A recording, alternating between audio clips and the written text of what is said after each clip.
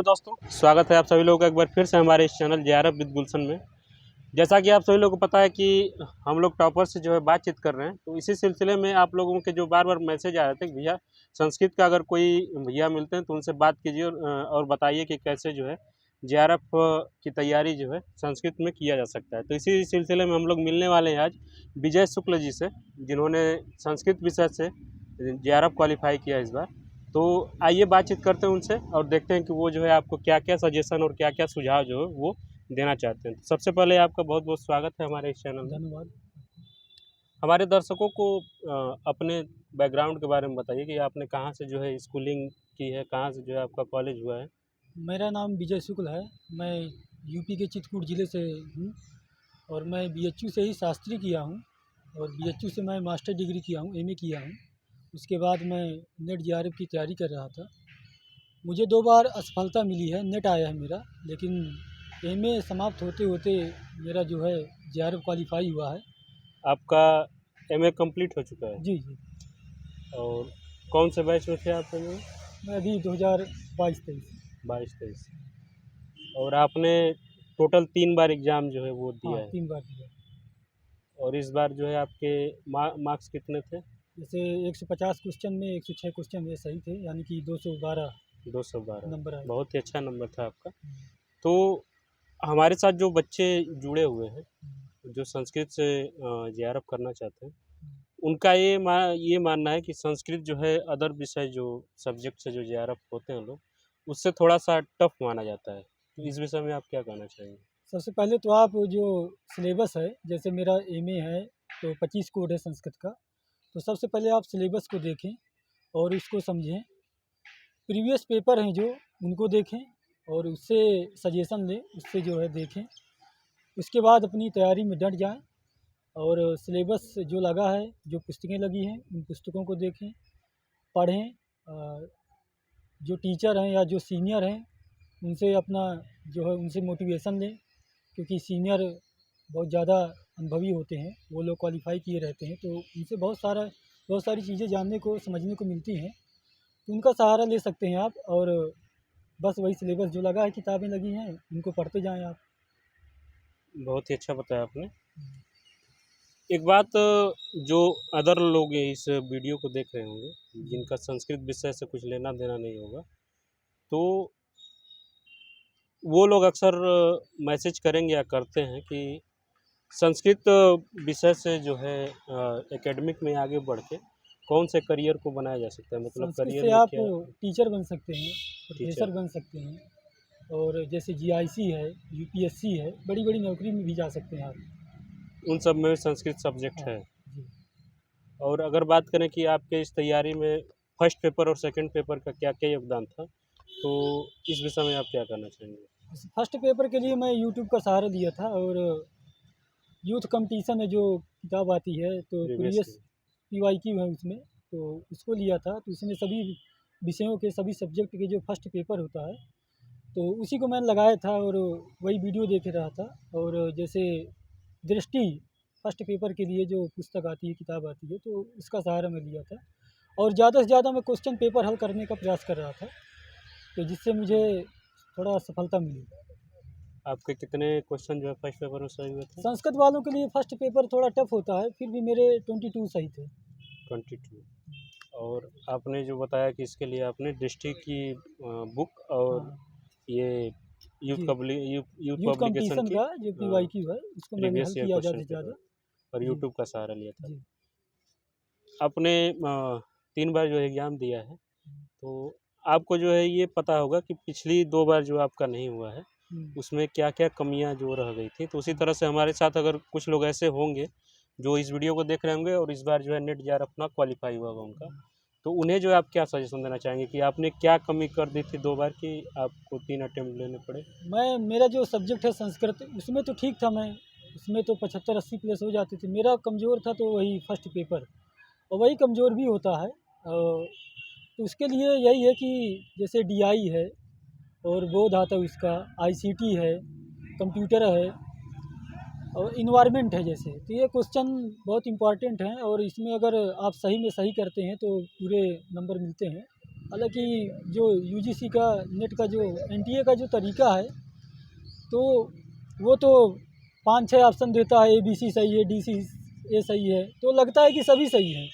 लेकिन वही अगर आप बार बार देखते हैं उन वीडियो को और पढ़ते रहते हैं, तो फिर दिमाग में बातें सेट होती हैं, फिर वो धीरे धीरे समझ में आने लगता है। तो फिर वही कि 2 बार असफलता मिली, फिर तीसरी बार मुझे सफलता मिली। अच्छे से मैं उसको आपको देखा। हमारी टीम की तरफ से बहुत बहुत धन्यवाद एक बार। Thank you. और आपने इतनी अच्छी जानकारी जो हमारे दर्शकों के साथ शेयर कर रहे हैं, और आपको जेआरएफ क्वालिफाई करने के लिए शुभकामनाएं हमारी टीम की तरफ से। अगर बात करें कि सेकंड पेपर की अगर बात करें जो आपका सब विषय रहा है, जी। उसकी अगर कोई तैयारी करना चाहे, जो या तो एमए फर्स्ट सेमेस्टर में या तैयारी करने के बारे में सोच रहा हो, तो उसे जो है कौन कौन सी ऐसी बातें जो है फॉलो करनी चाहिए जो आपने किया? वही तो कि जो सिलेबस है यूजीसी नेट का, उस सिलेबस को आप दिमाग में रखें और जो पुस्तकें लगी उन पुस्तकों का सहारा लें, पढ़ें। और मैं तो जैसे कि गाइड आती हैं आजकल जो है, तो संस्कृत प्रतिस्पर्धा है। संस्कृत प्रतिस्पर्धा। स्पर्धा जो जेएनयू के छात्र हैं, उन्होंने इसको जो है प्रकाशित किया है। और संस्कृत स्पेस है, एक संस्कृत स्पेस। चैनल है संस्कृत का, वो भी जेएनयू से ही है। तो उनकी पुस्तकें भी निकली हैं, तो उन पुस्तकों को लिया है मैंने और बस उसी से देखा है। और मूल ग्रंथ भी पढ़े हैं मैंने। मूल हाँ, ग्रंथ मूल जैसे ग्रंथ भी, जैसे कि जैसे मेरा सब्जेक्ट है व्याकरण। व्याकरण। हाँ, तो व्याकरण में मैंने कारक पढ़ा और समास भी पढ़ा। तो जो पूछता आत्मनेपद प्रश्नविपद लगा ये सब, तो उसको भी पढ़ा। और जैसे कि साहित्य में है, लक्षण ग्रंथ हैं, काव्य प्रकाश है, साहित्य दर्पण है, दुन्यालोक है। तो इन सबको भी मूल ग्रंथ से ही पढ़ा, क्योंकि बहुत अंदर से भी पूछ लेता है वो। तो इन्हीं सब चीज़ों को पढ़ा। जैसे साहित्य है, दर्शन है, जैन बौद्ध चरवाक है, या तर्क संग्रह है, ये सब चीज़ें जो लगी हैं, वेदांत सार है, इनको भी मैं मूल ग्रंथ से ही पढ़ा हूँ, जिससे मुझे काफ़ी बेनिफिट मिला है। जैसे इस बार अभी 2023 के पेपर में वेदांत सार का गद्य दे दिया था, उसमें मेरे 5 के 5 सही हैं, वेदांत सार का ही था। और साहित्य में एक गद्य आया था कादम्बरी का, तो उसमें मेरी 5 के 5 सही हैं। तो आप ऐसे ही मूल ग्रंथ से पढ़ेंगे तो ज़्यादा से ज़्यादा आपके प्रश्न सही होंगे, जिससे आपको सफलता मिलेगी।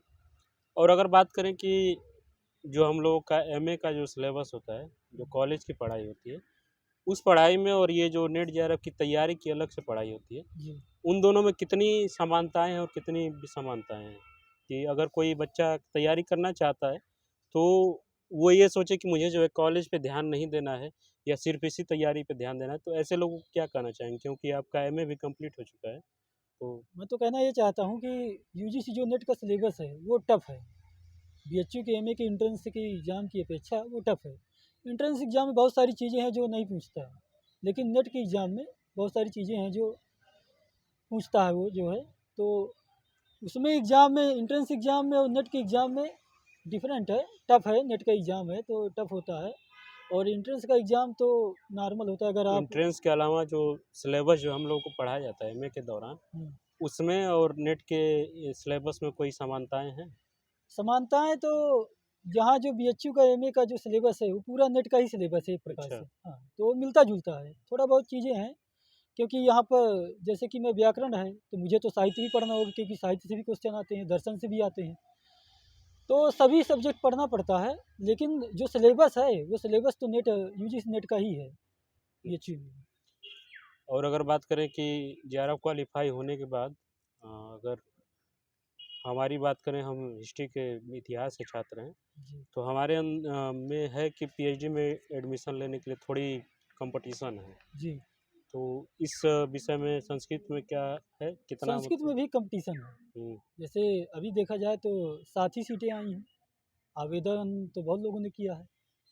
और इसी प्रकार तो फिर बहुत मुश्किल होता है। लेकिन अगर आप अच्छे से सिनॉप्सिस है, जैसे रिसर्च में लगता है सिनॉप्सिस है, ये जो आपका रिसर्च जो प्रपोजल है, हम्म। इसमें आप पीएचडी करना चाहते हैं, अगर आपका अच्छे से है तो आप इंटरव्यू देने जाइए। अगर आपका इंटरव्यू अच्छा होगा तो सफलता मिलेगी, आपको दिया जाएगा। और जेआरएफ के अलावा जैसे कि बहुत लोग होंगे जो पीएचडी करना चाहते हो, लेकिन उनका जेआरएफ नहीं हुआ अभी, हम्म, तो ऐसे लोग जैसे कि हमारे में सीयूईटी पीएचडी हो रहा है, तो ये संस्कृत पे भी लागू है ना? जी जी जी। अच्छा।